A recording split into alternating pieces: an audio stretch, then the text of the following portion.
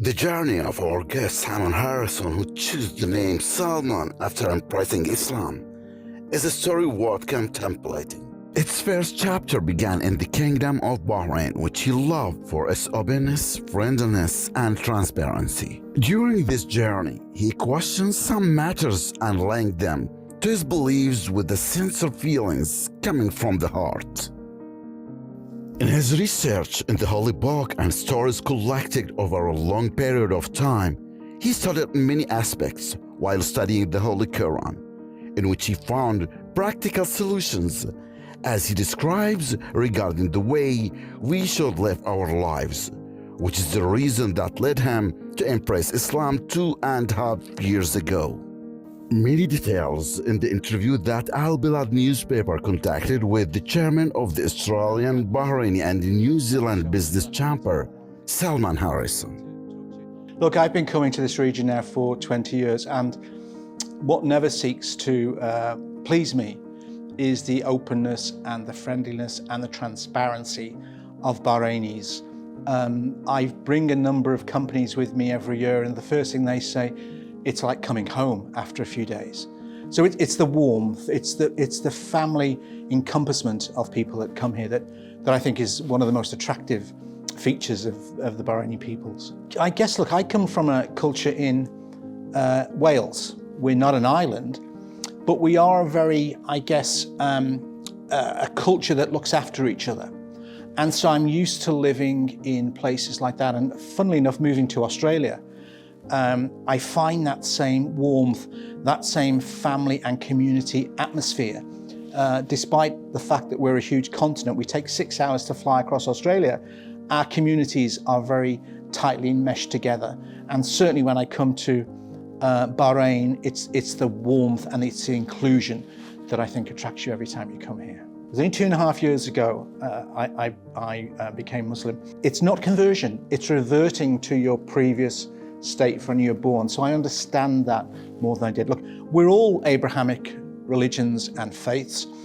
I think the thing that particularly attracted me over many years at looking at Islam was that it spoke to me in a way I think that my own Irish, Welsh, Roman Catholic background perhaps never quite did. If I can give you a little bit of background to that and to why Islam for me.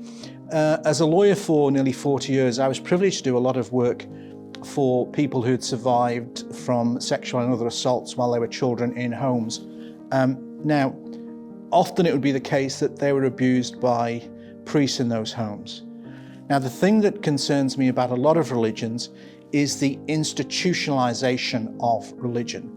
This has nothing to do with Catholicism or faith. It seems to me that when you have an institution that imposes itself inside a religion, that can create a distance from you and from God. And I found that my experiences in dealing with those abuse cases with the churches, particular, was that you sometimes had criminals who would become priests because they knew they had the cloak of an institution behind them and could get away with anything. And that wasn't the reason I converted, and let's use that word for the time being. But it was something that focused my attention on what is it that isn't quite fitting for me with my other faith. And that was the main thing. And then the more typical lawyer, you do a balance sheet of pros and cons. In the end, it's got to be from the gut and from the heart. But what really struck me was the immediacy of the Quran and the teaching. Whereas if you look at the Bible, for example, you have something there written 450 years after. We exclude the Old Testament. You then have the Treaty of Rome, 340 AD, and then you have the 16th century rewriting through the St. James Bible. And so you have a set of reports and stories that are put together over a long, long period of time. What struck me about the Quran is it's effectively a template for living. Very practical solutions about how we should be living our lives that are very relevant, particularly now in the climate era, where we look at what was mentioned about effectively climate change. If you read it in the Quran, it was all there advising about these sort of issues. So it's the relevance, and it's a very bad word to use when it comes to faith, the modernity of Islam that I think is very important to me. Now, that's my personal journey. I'm not dismissing any religion, whether it be Catholicism, Judaism, anything like that. That's not what I'm doing. All I'm saying is that for me, the trigger was putting a man between myself and God and not having that direct communication, it felt. And what I found refreshing about Islam was I am able to have that direct conversation that I don't feel I was having before. That's my personal journey. I think all religions are fantastic. We only have one God. But for me, this was the one that seemed to fit me very well. And that's why eventually, 2.5 years ago, I converted. I wear a number of hats in my life, I found increasingly. But the chamber is a voluntary role that I took on. I established the chamber several years ago now because there'd never been a business council or a business organisation working between Australia and New Zealand and Bahrain, but certainly between Australia and New Zealand. And Australia and Bahrain, I'm sorry.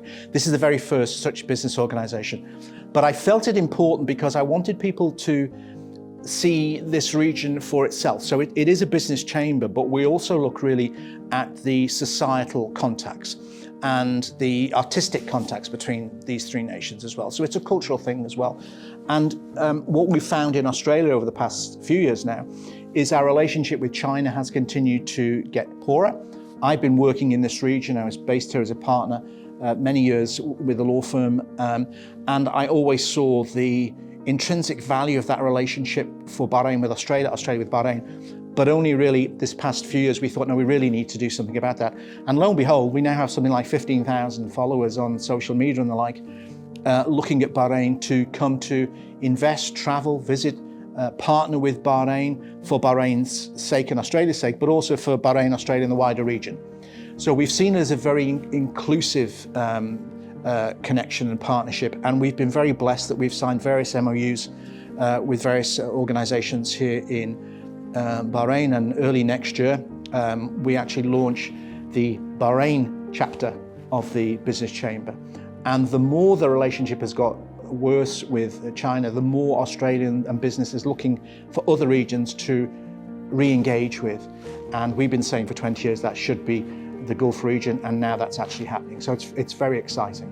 I think these relationships develop over years. The Chamber's role is really to fast track that. To say, look, we've been speaking to each other as nations for many, many years. In fact, I was doing a meeting the other day when I said that when Bahrain was founded by the Al Khalifa, that was exactly the same year that the ship set sail from the UK to come to Australia. There's a lot of connectivity. My other thing that we found out recently through our own archaeologists is that the first international trade for Australia was with Muslim tribes in Indonesia, so seafaring tribes in Indonesia. And we found in some of our Aboriginal caves parts of the Quran written in those Aboriginal caves. Aboriginals, some of the religions for Aborigines, they pray to Mecca, and you'll actually find elements of the Quran in some of their prayers and in some of their songs. So the connection has been there, but in modern times we just haven't done enough. So we're hopeful now that with the launch of the partner chamber here early next year, probably February next year, we'll have an event here, that will accelerate Bahrain's interest. Bahrain has been very, very good. I mean, we have a lot of good connections now with individuals, with people who can see the excitement of developing that relationship. And I do remind people that we're only 8 hours away from Bahrain, believe it or not. Perth is 8 hours from this region. It just so happens that where I live in Brisbane is another 6 hours. It takes 6 hours to fly across our nation, as I mentioned before. But I think the more that we understand what Australia can bring here, and certainly what Bahrain can contribute to us, it'll be a relationship that'll just keep building and building, and about time, I think.